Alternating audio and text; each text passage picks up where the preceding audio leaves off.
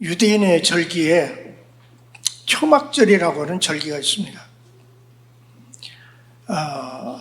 유대인의 달력으로 7월 15일부터 일주일 동안인데요.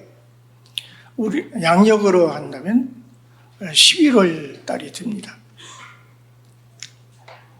그때 유대 백성들은 산에서 나무를 피워다가 천막을 만들고 나뭇가지로 그 위에 덮고 풀을 베다가 덮고 그 속에서 일주일 동안을 생활하는 거예요.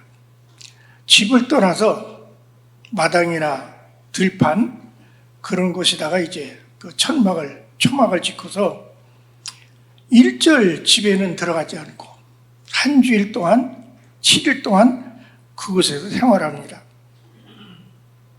그곳에서 먹고 씻고 모든 생활을 거기서 해결하고 이스라엘 백성들이 광야에서 초막 생활을 하는 것을 기념하기 위해서 그런 행사를 하는 거예요. 그래서 선조들이 하나님의 은혜로 애굽에서 나와가지고 광야에서 이제 40년 동안 이제 생활을 한 그것을 기념하기 위한 그런 절기인데, 사실상 그 풀을 얹어놓고 그 밑에서 산다고 하는 것, 그리고 아주 소량의 물과 또 우리처럼 바비큐하고 그런 게 아니고, 그 당시에 만다는 못 먹었지만 그 마른 떡을 먹으면서 이제 지내게 됩니다. 그래 얼마나 고생이 되겠어요. 한번 여러분도 상상해 보세요. 여러분도 저 들판이나 산에 가서 풀을 갖다가 이렇게 나무 꺾어서 얹어놓고 거기서 일주일 동안 지내라. 먹을 것은 그 딱딱한 아무것도 감이 되지 않은 그런 빵하고 물을만 먹으면서 일주일 동안 지내라고 한다면 상상해 보세요. 여러분들 참 고생스럽겠죠? 그렇게 이스라엘 백성들은 40년 동안을 광야에서 생활하게 된 거예요. 그러니까 지겹겠죠. 물론 그 속에서 하나님의 은혜도 놀라운 기적도 있지만 사실 그 생활은 그리 즐거운 생활은 아니에요. 항상 고달프고 항상 이제 참 지겨운 생활이라고 볼 수도 있겠죠. 근데 40년이 지나고 나니까 하나님께서 이제는 내가 약속한 젖과 꿀이 흐르는 땅, 가나안 땅으로 들어가라. 이게 얼마나 기쁘는 그 소식입니까? 그들이 바라고 원했던 하나님께서 약속한 그 땅으로 들어가게 되는 것입니다. 그러니까 우리 이제 고생 끝냈다.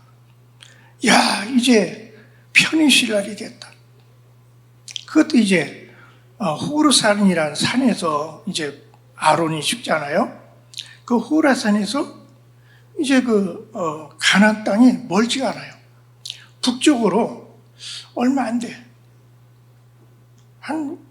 여기서 울산 KTX역 그 정도의 거리밖에 안 될 것 같아요. 그보다 조금 멀까? 그러니까 이제 백성들은 막 환호하고 막 즐거워서 마음이 이제 붕 떴겠죠. 이제 출발합니다. 출발하는데 그 가나안 땅이 북쪽에 있어요. 호르산에서 북쪽으로 가야 됩니다. 거기는 아주 길이 좋아요.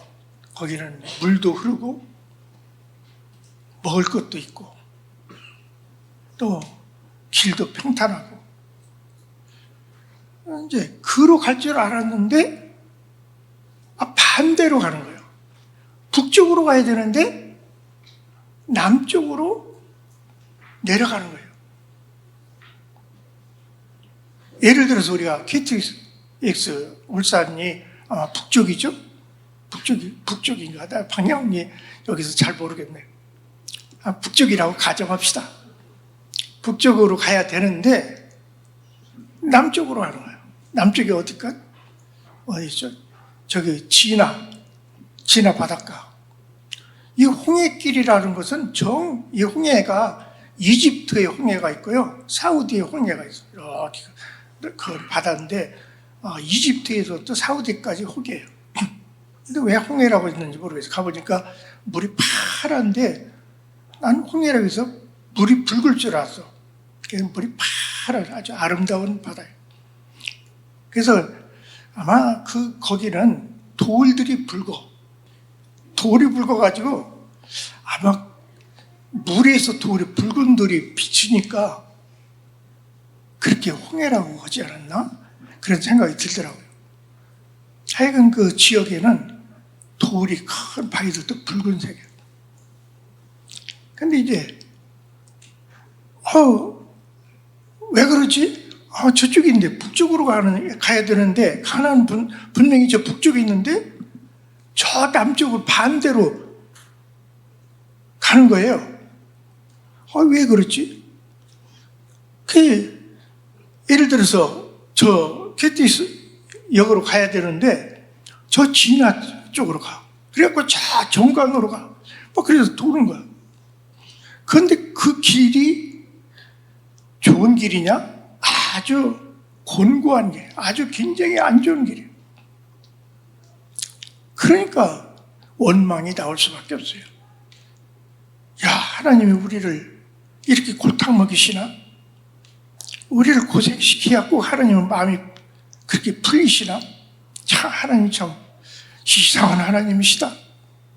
그들이 실수해서 그로 잘못 방향치가 돼가지고 그쪽으로 북쪽으로 한다고 하다가 남쪽으로 간 게 아니에요. 그들은 분명히 그들에게 네비 귀신이 있었어요. 그들이 네비를 따라갔어요. 그 당시에 네비. 그 네비가 뭐였을까요? 성령의 불기둥과 구름기둥이었어요. 성령의 불기둥과 구름기둥이 그들을 인도하시는 거예요. 그걸 보고서 따라가는 거예요. 거기에 만나가 또 주어지고, 그러니까 이스라엘 백성들이 그 네비는 성령의 불기둥과 구름기둥이요, 하나님의 만나가 내려지는 곳이 바로 그들이 가는 바로 길이었습니다. 그러니까 오늘날로 하면 그게 바로 네비죠. 그러니까 자기들 실수로 그쪽 방대방향으로 갔다 하면 우리가 실수했다고 자기들이 그럴 수라도 있겠지만, 이거 분명히 하나님의 인도하심이고 성령의 인도하심이고 말씀 따라 만나는 말씀 아니에요? 말씀 따라 살아왔는데, 말씀 따라 가는데 왜 우리가 이렇게 좋은 길을 버리고 아주 나쁜 길로 들어서게 되는가? 완전히 방향이 자기들이 원하는 북쪽 방향이 아니라 정반대 방향 남쪽을 향하고 있으니 이게 대가원적으로 어떻게 된 일인가? 아주 대실망스러워요. 그러나 하나님은 다 뜻이 있어요. 우리가 믿음으로 살아가다가 성령의 인도하심과 말씀 따라 살아가다가 때로 고난과 시련을 당할 때 여러분 기뻐하시기 바랍니다. 아멘. 감사하시기 바랍니다. 아멘. 좀 말이 안 맞죠? 아니 슬퍼하고 낙심하고 좌절하고 막 원망 불평이 드는데 감사하라니요. 감사가 나올 게 있어야 감사하지. 이런 상황에서 어떻게 감사가 나와요? 이렇게 미친 사람도 아닌데 이런 상황에서 어떻게 기뻐할 수가 있어요? 그런데 그 길로 가게 하신 하나님의 뜻이 있어요. 뭐냐면은 여기서 4절에 보면 백성이 호르산에서 출발하여 홍해길을 따라 에돔 땅을 우회하려 하였다라는 말이에요. 에돔 때문에 그런 거예요. 에돔. 에돔은 뭐냐? 에돔은 아브라함의 자손이에요. 이삭의 아들입니다. 그리고 야곱의 쌍둥이에요. 다시 말하면 지금 이스라엘 백성의 쌍둥이 민족입니다. 그러니까 하나님은 어떤 편에 들 수도 없어요. 이스라엘 백성이나 에돔 사람이나 다 아브라함의 자손이요, 이삭의 아들이요, 이스라엘 백성의 쌍둥이 민족이에요. 그런데 그 에돔이 이스라엘 백성이 온다는 소식을 듣고 자기 땅에 들어오기만 하면 이스라엘 백성을 몰살시키려고 단단히 준비를 하고 있는 거예요. 그래서 백성이 자기 땅에 들어오기만 하면 내가 가만 안 두겠다. 그래서 왕으로부터 온 백성이 전략을 세우고 이스라엘 백성이 들어오기를 이제 기다리고 있는 거예요. 아마 진지도 구축했을 거예요. 함정도 봤을 거예요. 거기 매복도 있을 거예요. 사방으로 그 이제 작전상 이제 이스라엘 백성이 들어오잖아요. 그러면 작전상 이제 숨어 있다가 그 사방으로 숨어 있다가 완전히 포기하고 완전히 그 치는 게 그게 작전 아닙니까? 거기 들어가면 사단이 큰일 날 그런 불상사가 생기게 됐어. 그러니까 하나님께서는 미리 앞을 내다보시는 하나님께서 야, 이 길로 가면 안 되겠다. 여기 가면 큰 사고가 난다. 그러니까 이들을 좀 멀더라도 고생이 되더라도 이들을 돌리자. 그래서 홍해길을 돌린 거예요. 예를 들어서 우리가 KTX를 가요. 그럼 고속도로 타고 가겠죠?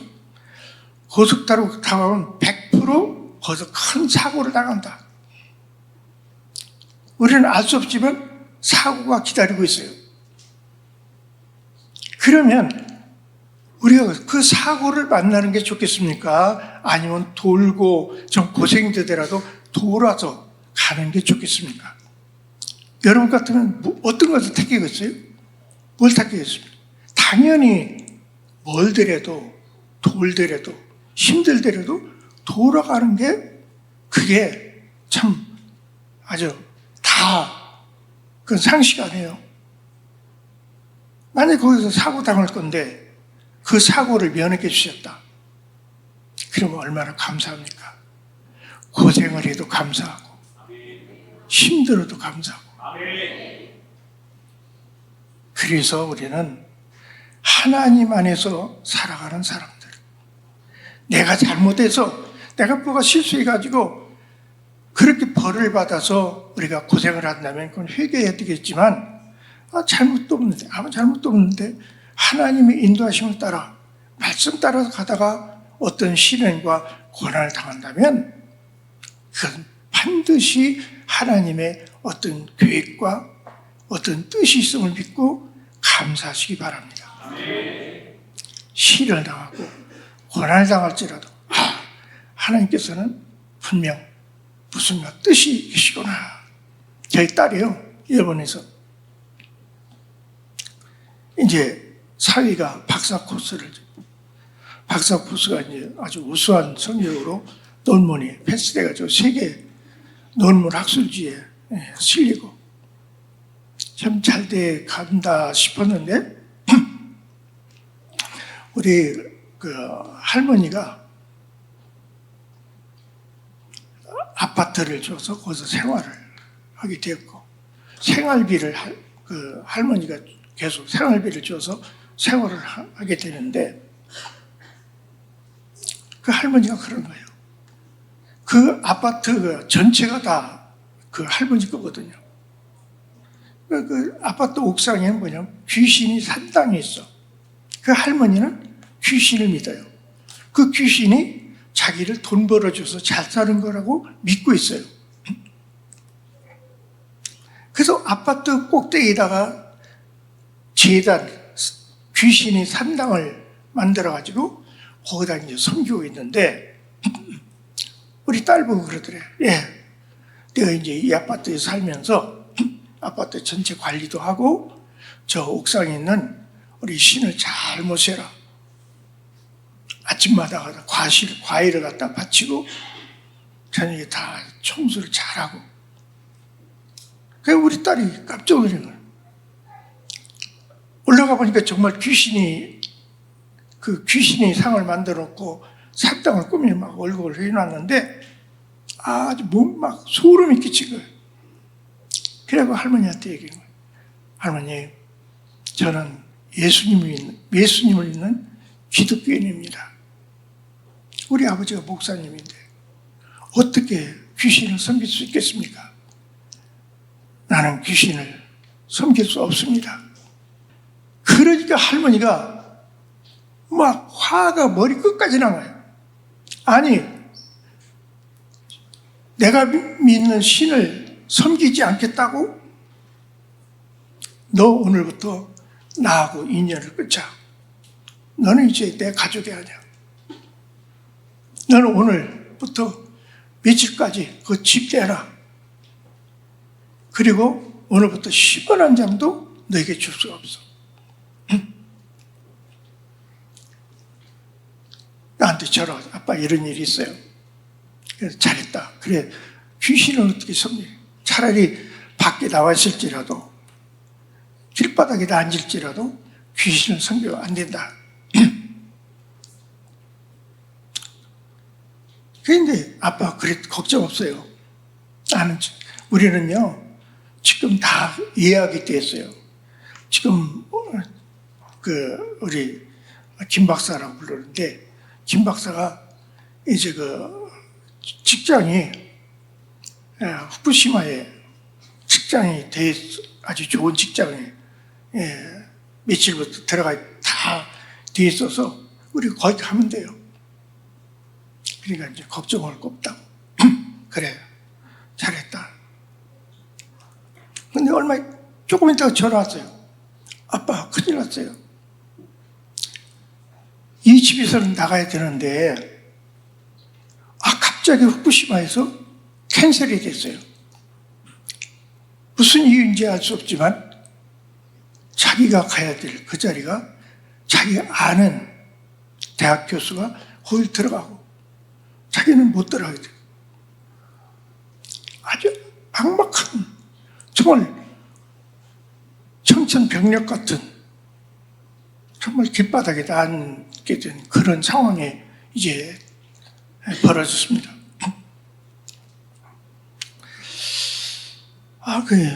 그래, 기도하자.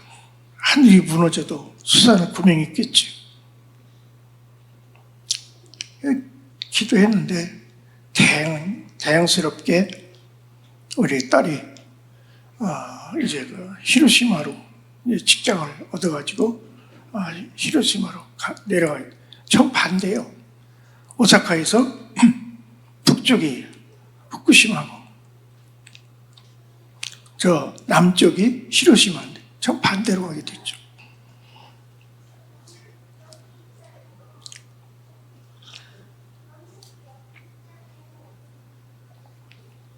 근데 얼마 있다가 알게 됐는데 그 후쿠시마가 참 굉장히 경치가 좋고 바닷가에 참 경치도 좋고 좋은 곳이었는데 이제 거기서 들어가서 사택도 이제 그쪽에 있고 갑자기 어느 날 지진이 터진 거예요. 그때 지진 아주 굉장히 강진이 터져가지고 그 후쿠시마에 있는 원자력이 터져버린 거예요. 그 원자력 핵이 방사가 되고 누출이 되고 쓰나미가 밀려가지고 완전히 그곳을 완전히 쓸어가 버려요. 전화갔어요. 아빠, 만약에 우리가요 모르고 정말 좋다고 생각했는데 그 후쿠시마 갔으면 우리 죽었어요. 가족들 다 죽었어요. 참 하나님 참 너무나도 좋으신 분입니다. 어쩌면 미리 아시고 그곳을 그곳을 못 가게 막으시고 다른 곳으로 보내셨는데, 근데 참 히로시마에 와서 참 복을 받아요. 그렇게 할머니가 연을 끊자고 단언하던 그 할머니가 뭐 돈이 엄청 많아요. 병원이 2개죠. 아파트가 몇 채가 아니야.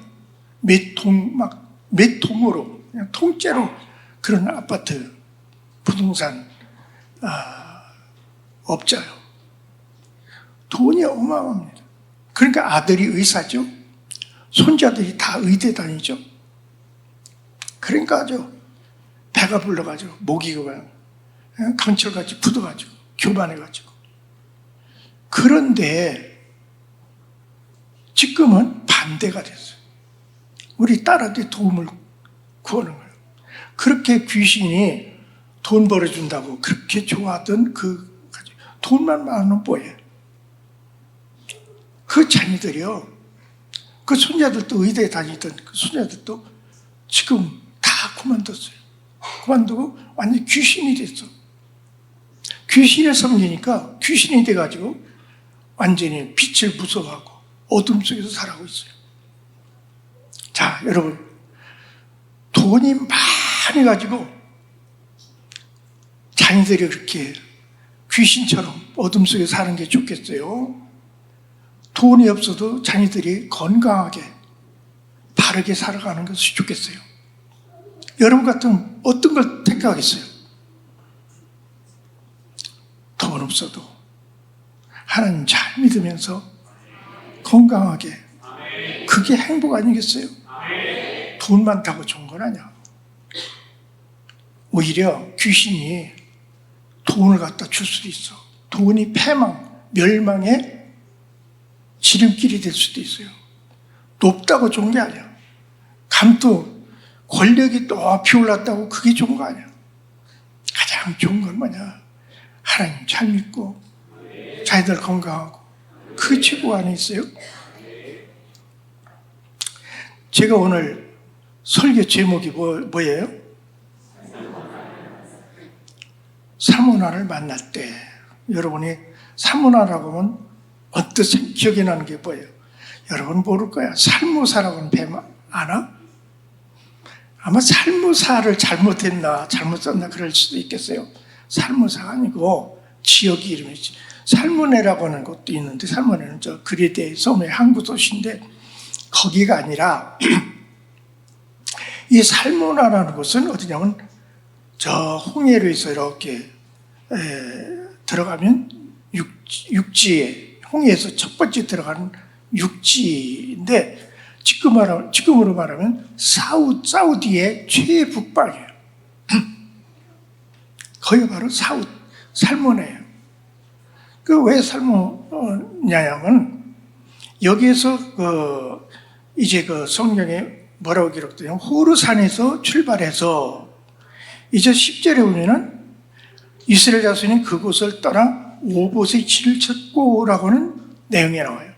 그러니까 호르산에서 출발해서 오봇의 진 치는 것까지 나와요.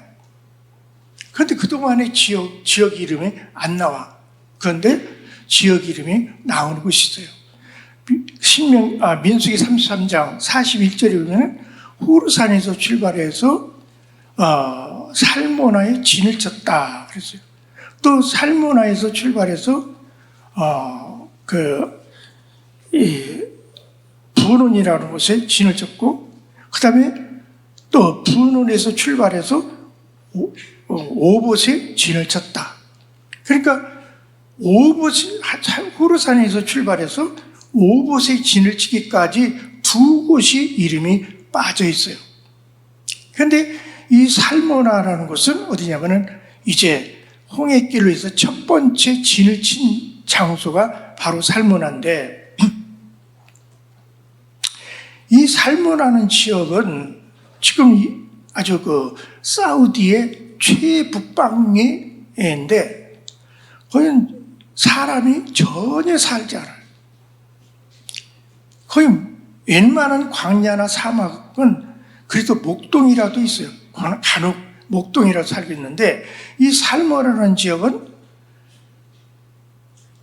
뭐 얼마나 뜨거운지 막 바위로 막 엉켜진 그런 곳인데, 낮에는 50도 막 그 바위에서 나오는 열로 막 지글지글 막 끓는 곳이에요. 그리고 밤이 되면은 유일하게 사우디에서 영하로 내려가는 곳이에요. 낮에는 막 불덩이가 됐다가 밤에는 영하로 내려가는 아주 극한의 지역입니다. 게다가 물이라는 것은 한 방울도 없어요. 이 사우디가 세계에서 제일 물이 귀한 나라 아니에요. 석유는 펑펑 나오지만은 이 사우디에 물이 없어요. 그래서 사우디는 개천이나 강이 없어요. 그래서 사우디가 굉장히 부러워하는 것은 우리 한국처럼, 한국 보세요. 가는 곳마다 시내가 흐르죠. 산에서 시내가 흘러내려오죠. 강이 있죠. 이게 정말 살기 좋은 아주 최고 복받은 나라예요. 석유는 먹을 수 없어요. 정말 물 없이는 못 살아도 석유 없이는 살 수가 있어요. 그러니까 이 살모라는 지역은 땅을 파도, 아무리 깊이 땅을 파도 물이 안 나오는 지역이에요. 물이 나오는 지역은 땅을 파서 지하수를 파는 건 저 남쪽에 있는 곳이. 그러니까 인구가 우리나라 반밖에 안 돼. 우리나라의 20배가 되는 그 광활한 땅에, 강한 그 국토에 인구는 우리나라 반밖에. 그것도 저 남쪽에 다 모여 사는데, 왜 그러냐면 그 남쪽에 우물이 있어요. 그래서 이제 그 우물을 이제 점점 기술이 발달하면서 지하수를 뚫어가지고 막 관정으로 물을 뽑았었어요.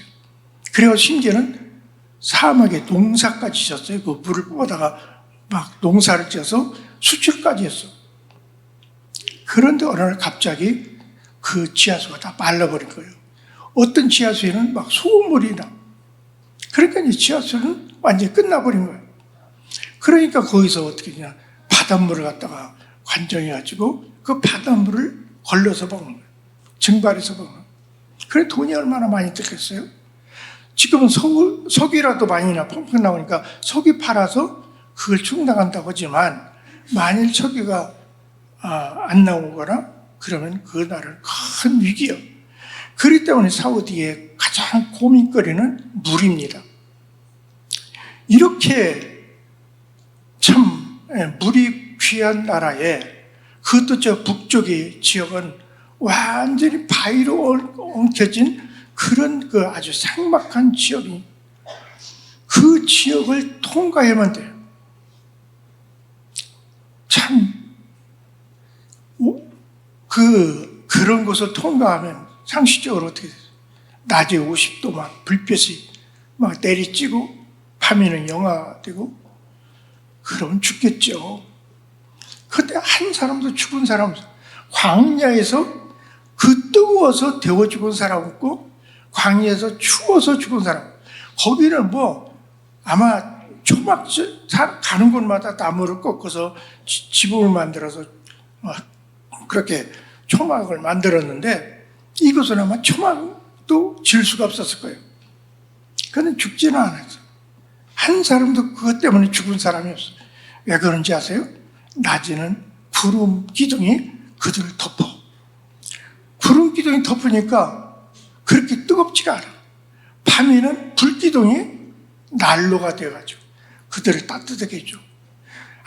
아무것도 먹을 것이 없지만 하늘에서 만나가 떨어져. 그리고 물 한 방울 없지만 하나님이 기적으로 반석을 치니까 반석에서 물이 솟아나와. 이 얼마나 정말 놀라운 하나님의 은혜요, 하나님의 능력입니까? 그런데 문제는 그 바위는 길이 아니라 막 바위, 첩첩한 바위, 그 바위를 넘어가야 돼. 생각해보세요. 뭐 장정들이야 뭐 훌쩍훌쩍 넘어간다 하더라도 노인네들, 또 애기 엄마들, 그 바위를 기어 올리려고 생각해보세요. 바위를 기어 올라가고 또 기어 내리고 뭐 어떨 때는 좁은 협곡으로 막 질려면 막 몸이 막 부대끼고 막 찢기고 상을 까네요. 게다가 사람뿐입니까? 짐승도 끌어갔죠. 짐승도 막 끌어올려야 돼요. 바위로 끌어올려서 그 바위를 넘겨서 이제 가고 또 넘겨가고. 그러니 이제 아무리 하나님께서 구름 기둥으로 불 기둥으로 만나를 주셔도 그들은 만족하지 않은 거예요. 그들은 고생이 될 때마다 무엇을 생각하지 아세요? 애굽을 생각하는 거예요. 우리가 애굽에 있었으면 이런 고생을 안 했는데, 애굽에 있었으면 이렇게 먹을 물, 먹을 양식 이렇게 귀하지 않았는데 겨우 먹을 것이라고는 만나밖에 없고, 이 험한 길, 이 고생. 그러니까 그들이 늘 고생이 될 때마다 늘 하는 소리가 뭐였냐 아세요? 애굽을 얘기해요. 우리가 애굽에 있을 때에, 애굽에 있을 때는 이렇지 않았는데, 애굽에 있을 때는 이랬는데. 그러니까 하나님께서 불뱀을 버린 거예요. 아마 이 불뱀의 사건은 아마 이 살무원을 떠나서 이제 그 분원이라는 곳에서 아마 일어났던 것 같아요.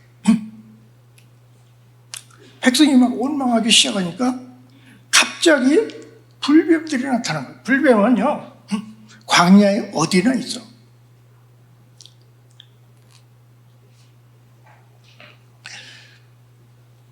광야, 40년 동안 광야를 지나는데 불뱀이 왜 없겠어요? 가는 곳마다 불뱀이 있긴 있는데 눈에 보이지가 않아. 저도 산에 다니면서 어느 때는 아무리 다녀도 뱀이 안 보일 때가 있어. 그도 어느 때는 막 뱀이 올라가는 길목에서부터 뱀이 보여. 그럼 그날은 왜 이렇게 또 뱀이 많이 보이는지, 그냥 나무까지만 봐도 뱀처럼 봐요. 깜짝 놀래고. 저는 심심은 버섯도 따고 먹는 산나물도 뜯고, 그런데 막 뜯기가 싫어. 그 밑에 뱀이 있는 것 같아. 진짜 있어요.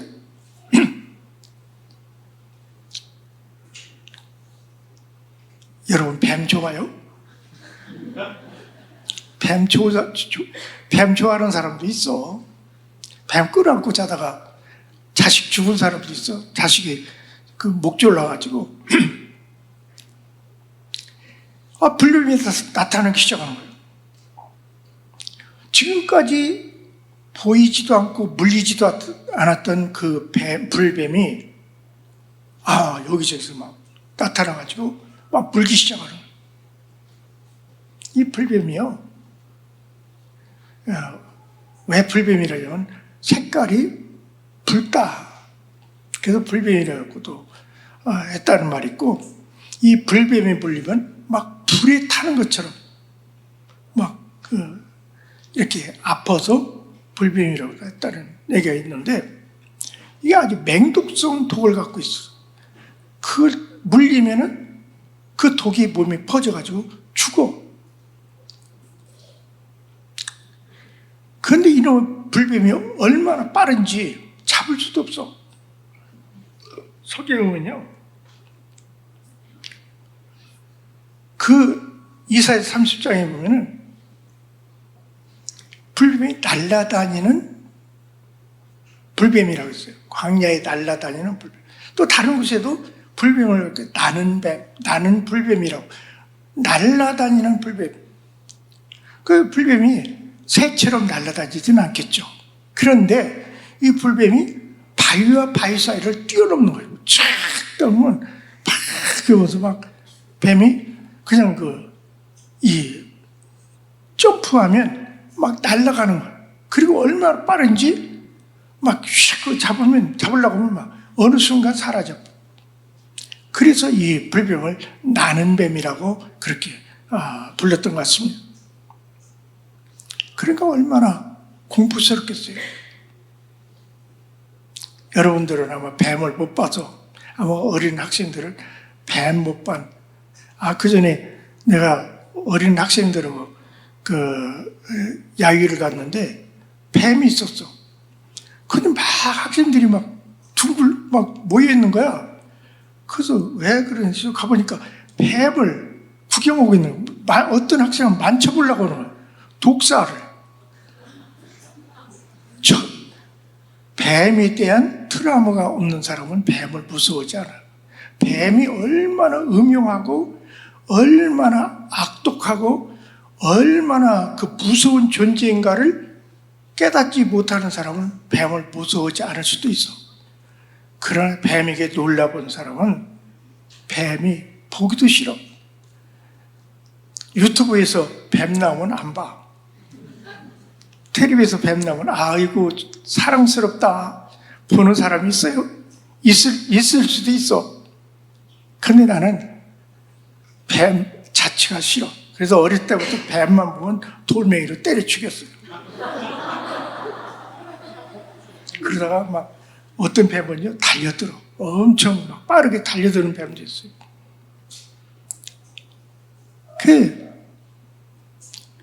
이런 뱀의 그 고통을 당합니다. 그러니까 잘 때도 오늘 같은 텐트가 있어서 잘 못 들게 다 막고 그런 상황도 아니잖아요.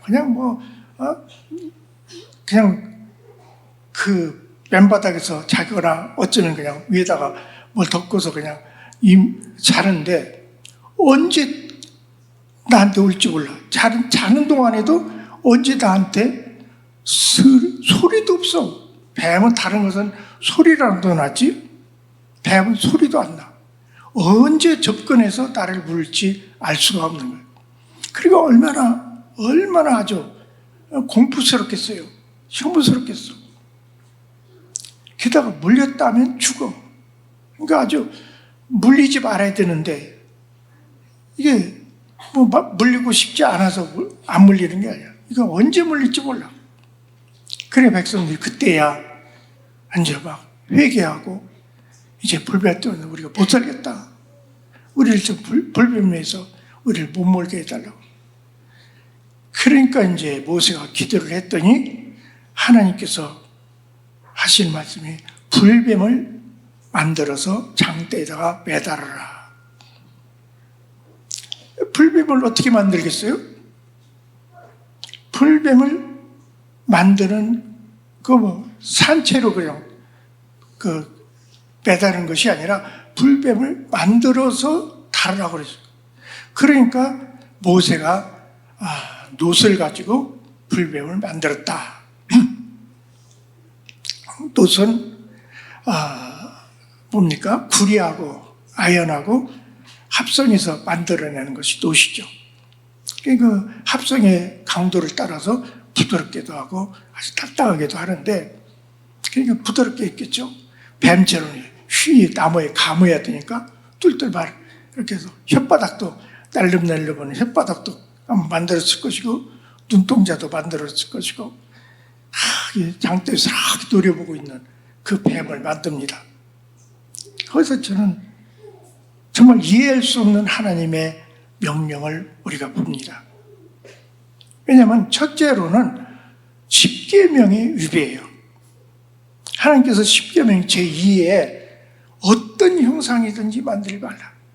하늘이 있는 것이나 땅에 있는 것이나 물속에 있는 것이나 어떤 형상이든지 만들지 말라고는 십계명이 있습니다.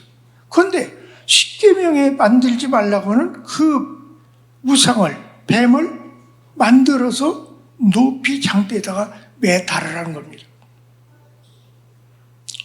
이해가 안 되잖아요. 게다가 그 뱀은 보기도 싫어. 지금 막 백성들은 이 뱀이 완전히 아주 완전 공포에 사로잡혀 있는데 그 뱀을 보라고요? 뱀은 아주 소름이 끼쳐. 이 불뱀에 대한 공포가 아주 소름이 끼치게 돼요. 그 뱀을 쳐다보기도 싫은데 그걸 쳐다보라는 거야. 아니 나 안 볼래요. 그러면 그 죽어. 왜냐면 뱀에 물린 자가 그 뱀을 쳐다보지 않고서는 살아갈 수가 없어. 그래서 할 수 없이 봐야 돼. 보면서도 얼마나 징그럽겠어요. 그 자기를 부른 뱀, 그 간악하고 아주 흉측한 그 뱀, 아주 혐오스럽고 미운 그 뱀을 할 수 없이 바라봐야 되는 거예요. 여기서 진리가 있어요. 바로 이 불뱀은 무엇을 본 자기들의 죄악의 산물입니다. 바로 이 죄악의 산물을 바라보는 거예요. 이 불뱀을 바라보면서 그 불뱀이 그 끔찍스럽고 흉악하고 징그럽고 혐오스럽고 미운 그 불뱀이 바로 자신들의 죄라는 것을 바라봐야 됩니다. 자신들의 죄를 그 불뱀을 보는 것처럼 끔찍스럽게 바라봐야 돼요. 자기들이 그 과오와 실수와 그 범죄, 죄를 아주 무서워해야 됩니다. 증오해야 됩니다. 혐오스럽게 여겨야 됩니다. 그럴 때 자신 속에서 사망의 독이 빠져나가요. 여러분, 오늘날에도 여러분 불뱀을 바라봐야 됩니다. 불뱀은 무엇입니까? 우상이 아니에요. 하나님께서 그 불뱀을 섬기라고 바라보는 것이 아니라 너희 죄를 불뱀처럼 증오하라는 거예요. 불뱀처럼 미워하라는 겁니다. 불뱀처럼 아주 징그럽게 여기서 몸서리쳐야 된다는 거예요.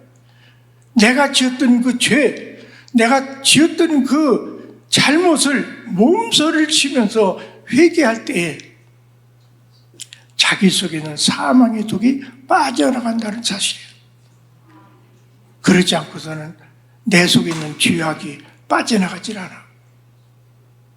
여러분, 여러분이 죄를 얼마나 증오하고 있습니까? 얼마나 혐오하고 있습니까? 뱀을 보는 것처럼, 불뱀을 보는 것처럼 혐오하시기 바랍니다. 아멘. 그럴 때 여러분은 구원을 받게 될 줄로 믿습니다. 아멘. 요한복음 3장 10절의 말씀은 모세가 광야에서 뱀을 든 것 같이 인자도 들려야 하리니 라는 말씀이죠.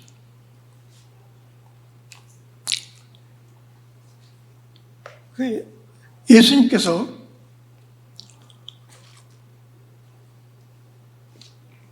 자신을 광야에서 모세가 든 뱀과 자신을 갖다가 관계를 지었어요.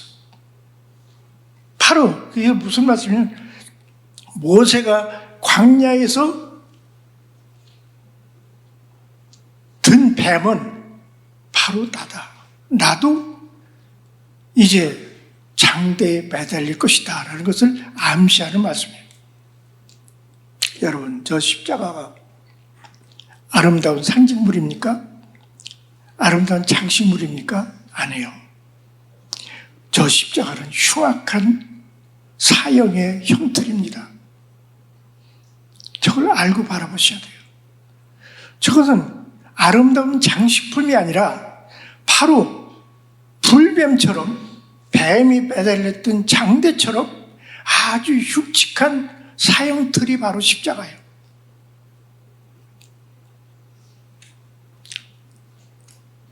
예수님이 달려진 그 십자가. 그 십자가는 아주 흉악한 죄인들이 달려서 가장 잔인한 방법으로 사형을 당하는 것이 바로 십자가입니다. 다른 사형은 그냥 목 매면 조금 더 꼴깍 숨이 막히면 죽어요. 그리고 교수형을 치면 목이 잘라나간 순간 의식을 잃고 죽어. 그런데 이 십자가에 달리면은 자기 몸에 있는 피가 다 쏟아져 내려서 완전히 십자가에는 피로 범벅이 되는 거예요. 그 십자가에서 그 사인이 뭔지 아세요? 십자가 죄수들이 사인은 과다출혈이에요. 피가 다 쏟아질 때에 그 몸속에 있는 피에 과다출혈로 말미암아 사형을 당하는 거예요. 그 예수님도 한 3시간을 달리셨어요. 그 3시간이라는 시간이 엄청난 고통과 아주 최악의 상황. 생각해 보세요. 이 손과 발을 갖다가 거기다 대못을 박습니다. 그리고 매달아요. 그럼 그게 가만히 있습니까? 몸의 무게로 이건 점점 더 벌어지고 더 찢어집니다. 살이 찢어지고 뼈가 으스러지는 그 아픔, 점점 그걸로 끝나는 게 아니라 계속해서 그 고통은 자기가 죽을 때까지 살이 찢겨지는 그 뼈가 으스러지는 그 고통을 끝까지 맛보면서 죽어야 되는 그 죽음인 것이에요. 그러니까 죽어도 그냥 편안하게 갑자기 죽으면 덜하는데 이 십자가의 죽음이야말로 가장 고통을 느끼면서 죽는 거죠. 게다가 이 십자가는요, 죽는 것도 억울한데 십자가는 그 신명기 21장 23절에 보면 나무에 달린 자는 하나님께 저주받은 자라고 그랬어요. 저주받은 죽음이야. 예수님께서 십자가에 달려서 죽으신 것은 바로 저주받은 죽음을 죽으신 거예요. 그냥 죽어도 그저 하늘나라 소망이라도 가지고 죽는다고 하지만 이 십자가의 죽음은 완전히 절망적이에요. 왜? 하나님 앞에 저주받은 자이기 때문에. 바로 예수님께서는 우리 저주받을 인생들을, 저주받을 수 없는 우리들을 대신해서 저주를 받으셨던 거예요. 이것도 십자가의 사형은 가장 부끄러운 사형이에요. 물론 흉악범이 달리는 십자가가 있기 때문에 저건 흉악범이야, 아주 나쁜 놈이야, 이렇게 손가락질도 받겠지만 그보다 더 부끄러운 건 뭡니까? 자기 알몸을 드러내는 거예요. 우리가 성화에 보면은 예수님의 그 앞을 가렸죠? 없습니다.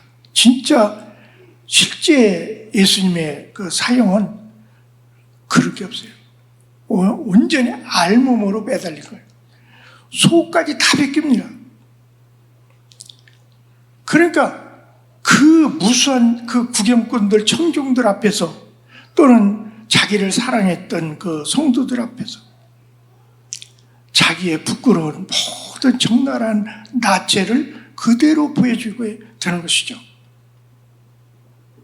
얼마나 부끄럽겠어요. 고통스럽기도 하지만 얼마나 창피하겠어요.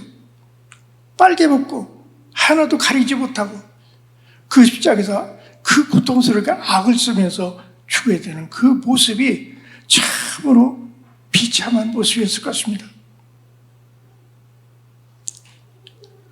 바로 예수님은 이러한 죽음을 죽으셔서 우리를 구원하신, 바로 이스라엘 백성이 불뱀에 물렸을 때 그 불뱀을 바라보고 산 것처럼 우리가 하나님의 저주와 멸망받을 우리들을 위해서 십자가에 달려서 돌아가셨습니다.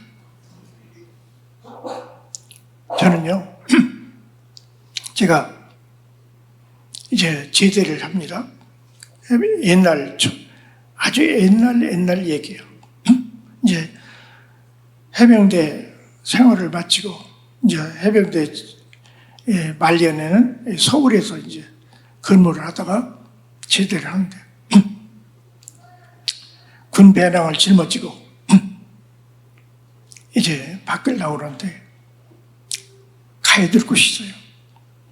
저는 이제 제대를 하자마자 어디로 가야 되냐면 순복음 신학교로 가요. 신학교에서 공부하려고 하는 게 아니라 그래서 사찰로 그 신학교를 지키려고 이제 우리 매형의 대신 사흘 동안에 그 매형이 하던 일을 내가 이제 대신 하기 위해서 이제 그곳을 갑니다. 군 배낭을 짊어지고 가면서 빌어먹을, 하필이면 신학교야? 그러면서 이제 투덜대면서 갑니다. 내가 매형과 약속했던 대로 신학교에 있는 이제 소주 한 박스, 오징어 한 줌, 담배 한 보로 준비되어 있습니다. 거기서 이제 달마다 소를 깡수지, 남이서 사다 놓고 이제 그거 먹으라고 그랬지만 그런 거 안 먹어. 완전히 이제 술과 오징어 뜯어서 먹고 지내는 거예요. 그것도 먹어도 그냥 조금 먹는 게 아니에요. 완전히 정신이 헷가닥할 때까지 그걸 먹어야 되는 거예요. 그래야 이제 기분이 좋아져. 그날도 술을 너댓병 먹고 막 발을 책상에 올려놓고 담배를 끊어먹고 이거 빌어먹을, 그때는 왜 이렇게 빌어먹을 소리를 잘했는지 모르겠어요. 빌어먹을. 왜 안 오는 거야? 온다고는 제 날짜에 오야지. 아이, 빌어먹을. 아이, 빌어먹을 놈은 세상. 세상이 빌어먹을 놈이 아니라 내가 빌어먹을 놈인데 세상을 빌어먹을 놈이라고 막 이제 불평하면서 딱 책상 위에 다리를 얹고서 막 술이 만취가 돼가지고 그래야 이제 세상을 잊고 시간을 가는 줄 모르니까 막 술을 그냥 완전히 정신이 왔다 갔다 할 때까지 먹는 거예요. 그러고서 비몽사몽간에 바라보고 있는데 거기 예수님의 그 십자가에 매달린 그 그림이 그려져 있습니다. 그걸 보면서 아이, 빌어먹을, 죽어도 참 더럽게 죽었네. 그러고 이제 그 예수님을 그렇게 얘기하는 순간 비몽사몽간에 들려오는 음성이 내가 너를 위해서 죽었다. 그런데 도저히 이해가 되지 않는 거예요. 내가 무슨 말을 들었지? 지금 어디서 소리가 나는 거지? 그리고 나를 위해서 죽었다는 말이 무슨 소리지? 그런데 그 앞에 갑자기 영화처럼 필름이 돌아갑니다. 나는 그때까지 살아오면서 가장 의롭게 살아왔다고 그렇게 자부를 했어요. 그런데 참 아주 더럽게 살았으면서 죄의식이 없었어요. 죄를 지으면서도 내가 죄를 짓는다고는 그런 의식이 없었어. 그런데 필름 속에서 막 내 과거가 보여지기 시작하는 거예요. 그런데요, 그걸 보면서 바로 내가 저런 죄를 지었다니, 내가 저런 죄를 짓고 아무렇지도 않게 떳떳하게 의롭다고 하면서 살아왔다니, 내가 저 죄를 만약에 발각된다면 어떻게 될까? 나는 흉악범으로 저 십자가에 달려서 죽을 바로 내 자신인 것을 발견하게 되었어요. 난 바로 흉악범이고 흉악범이 받아야 될 그 형벌을 내가 받아야 될 내 자신인 것을 깨닫게 될 때에 바로 예수님의 나에 대하신 말씀이 이해가 되기 시작하는 거예요. 그리고 막 속에서 뭔가 모르게 막 솟구쳐오는 감격과 눈물이 나오기 시작해요. 그래서 저는 막 거기서 정말 하룻밤 사이에 울면서 잘못했다고 회개하고, 그리고 있던 술병을 다 치워버리고 다 담배 다 불태워버리고 오징어 치워버리고 그날부터 새 사람이 되었습니다. 정말로 놀랍죠?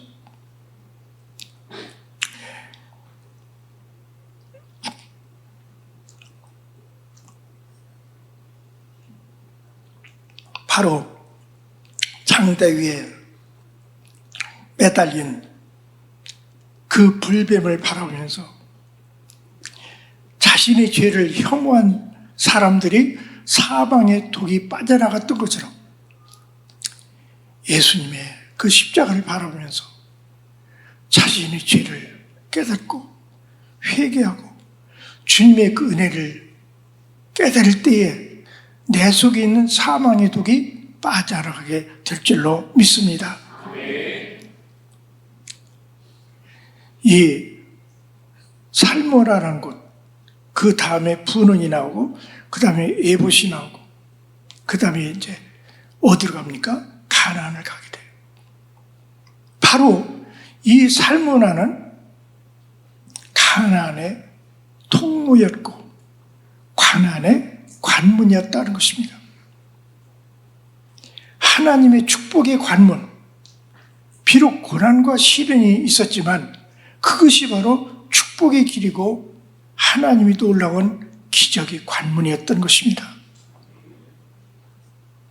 여러분, 성경에서 요셉을 보세요. 요셉은 참 이해할 수 없는 시련을 당했어요. 그렇지만 그 시련이 어디를 향하고 있습니까? 시련이 바로 놀라운 영광을 향해서 가고 있는 과정이었던 것이죠.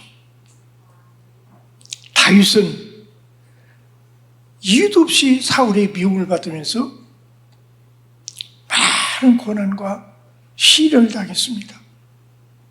그러나 그 시련과 고난이 어디를 향하고 있었습니까? 위대한 이스라엘의 성군, 왕으로 그 길이, 과정이 가고 있는 것입니다. 그러니까 이 살모나를 잘 통과하면은 바로 그런 영광과 축복, 하나님이 약속하신 그 가나안의 축복이 있다는 것을 믿으시기 바랍니다. 그러므로 우리가 믿음으로 살다가 살모나 같은 시련과 고난을 당할 때에 좌절하고 낙심하고 원망하고 불평할 것이 아니라 우리가 하나님의 그 선하신 섭리를 믿고 인내하며 충성할 때에 그 살모나를 잘 통과하고 나면 반드시 가나안에 도착할 줄로 믿습니다. 이제 정리하겠습니다. 말씀을 정리합니다. 첫째로 우리가 살모나와 같은 시련과 고난을 당할 때 하나님의 구원의 역사가 있음을 믿고 오히려 감사하시기 바랍니다.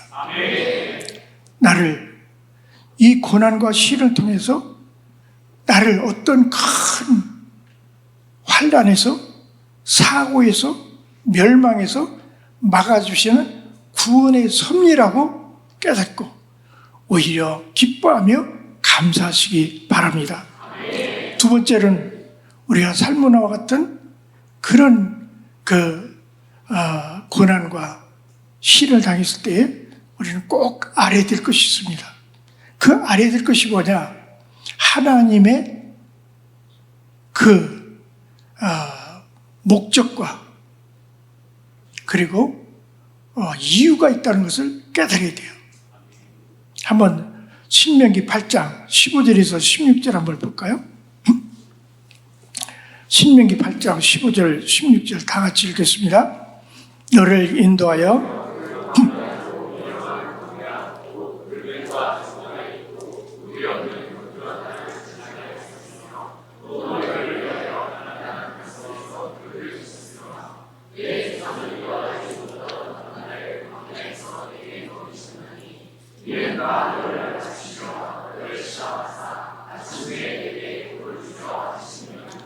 아멘.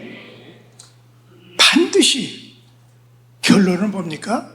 복을 주려 하십니다.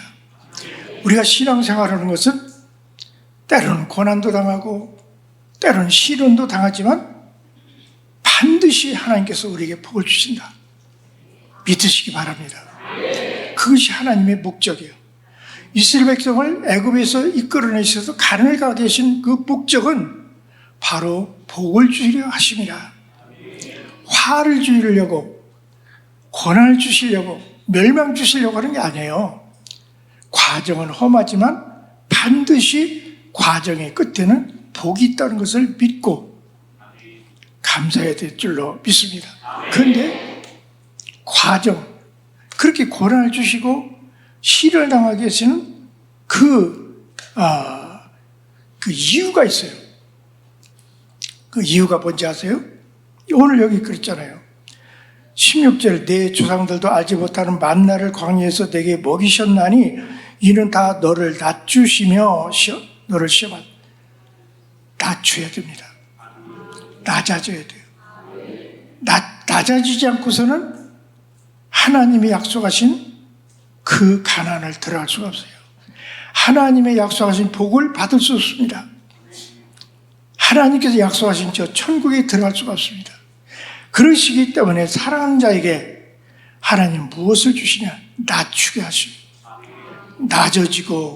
낮아지게만 완전히 묵사발해서라도 하나님께 우리를 낮추시게 만듭니다. 만일 우리가 이 가나안을 가는 길은 꽃길이 아니었어요. 꽃길이라면 이들은 낮아지겠습니까? 절대로 낮아지지 않았을 거예요. 오히려 더 교만하고 완악했을 것입니다. 그러나 하나님은 이런 고난, 그 살모나 같이 막 바위를 기어오르고 막 떨어지고 막 부대끼고 찢기고 상하면서 그들은 낮아지는 거예요. 낮아집니다. 하나님께서 우리에게 고난과 시련을 주시는 것은 하나님이 나를 사랑하셔서 교만하지 말고 낮아지게 하시는 하나님의 은혜의 과정임을 믿으시길 바랍니다. 시련과 고난을 당할 때 내가 낮아지지 않았나? 내가 아직도 교만한 것이 있나? 우리는 하나님 앞에 겸손하고 낮아지고 또 낮아져서 마치 지렁이와 같이, 이사야서 있는 말씀대로 지렁이와 같이 녹아지고 낮아질 때에 하나님께서는 새 타작기계로, 하나님의 병기로, 하나님의 축복의 사람으로, 하나님의 십자가의 군병으로 만들어 줄 줄로 믿습니다. 그게 바로 두 번째 이유예요. 하나님은 우리를 낮추시기를 원합니다. 하나님 미워하시는 사람은 그냥 내버려 두시오. 교만 떨든지 멸망의 길 가든지 내버려 두시지만 하나님이 사랑하신 자에게 반드시 낮추시게. 어떻게라도 그 사람이 돈이 많아서 교만합니까? 그냥 돈을 쳐버려요. 권력이 많아서 교만합니까? 권력을 쳐버려요. 건강해서 교만합니까? 건강을 쳐버려요. 어떻게 해서든지 하나님은 그를 낮춰서 하나님의 백성으로 삼으시기를 원하십니다. 세 번째 마지막으로는 이 살모나는 영원히 살모나에서 우리는 살아가는 것이 아니에요. 만일 영원히 그들이 살모나에서 살아간다면 아마 절망해야 되겠죠? 소망이 없겠죠? 그러나 살모나는 과정일 뿐이지 영원한 거처가 아니다. 지나가는 거예요. 여러분의 아무리 고난과 시련을 당할지라도 그 시련과 고난은 영원하지 않다. 반드시 앞에 가난이 있다. 그러므로 여러분은 잘 참고 순종하고 충성하고 믿음으로 전진해야 될 줄로 믿습니다. 히브리서 12장 2절의 말씀은 믿음의 주에 또 온전케 하시는 예수님을 바라보자. 저는 그 앞에 있는 즐거움을 위하여 십자가를 참으사 부끄러움을 개의치 아니하시더니 하나님 보좌 우편에 앉으셨느니라고 말씀하고 계십니다. 여러분도 고난과 시련을 당할 때 예수님을 본받기 바랍니다. 예수님을 바라보기 바랍니다. 예수님도 그 앞에 있는 즐거움을 위해서 십자가를 참으셨습니다. 부끄러움을 개치 아니하시고 하나님 보좌 우편에 앉으실 때까지 그는 그 고난과 시련을 잘 감수하셨습니다. 우리가 이 땅에서 받는 어떤 시련과 고난도 우리가 앞으로 받을 그 영광과 좋게 비교할 수가 없습니다. 뭐 비교가 안 돼요. 상대가 안 돼. 우리가 받는 이 땅에서 아무리 정말 완전 바닥까지 아주 완전 밑바닥까지 떨어져서 고난을 당할지라도 하늘의 영광과 비교할 수 없다는 거예요.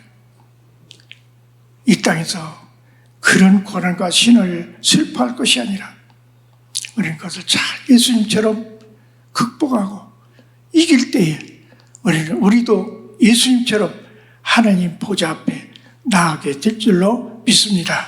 기도하겠습니다. 하나님 감사합니다. 저희들을 이 애국 같은 이 세상에서 구원하여 주셔서 저 영적인 가난 하나님이 약속하신 귀한 축복으로 저희들을 인도하심을 감사합니다. 주님 바라고 원하기는 아버지여 저희들이 하나님 은혜 가운데서 믿음으로 살다가 하나님 말씀을 따라 살다가 때로는 고난과 시련을 당할지라도 낙심하고 좌절하지 않게 하시고 원망하고 불평하지 않게 하시고 하나님의 선하신 뜻이 있음을 믿고 오히려 감사하고 기뻐하고 기도하는 저희들의 성도들이 다 되게 도와 주시옵소서.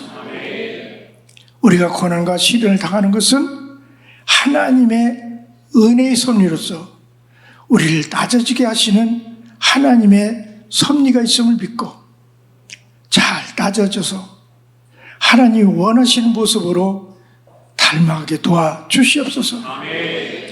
이 고난과 시련, 살모나와 같은 그런 역경이 있을지라도 그곳에서 영원히 머무는 것이 아니라 우리가 그것을 잘 통과하면은 영적 가난이 있다는 사실을 깨닫게 도와주셔서 믿음으로 잘 인내하게 하시고 순종하고 충성하여 마침내 하나님께서 약속하신 그 복을 다 누리는 저희들이 되게 도와주시옵소서.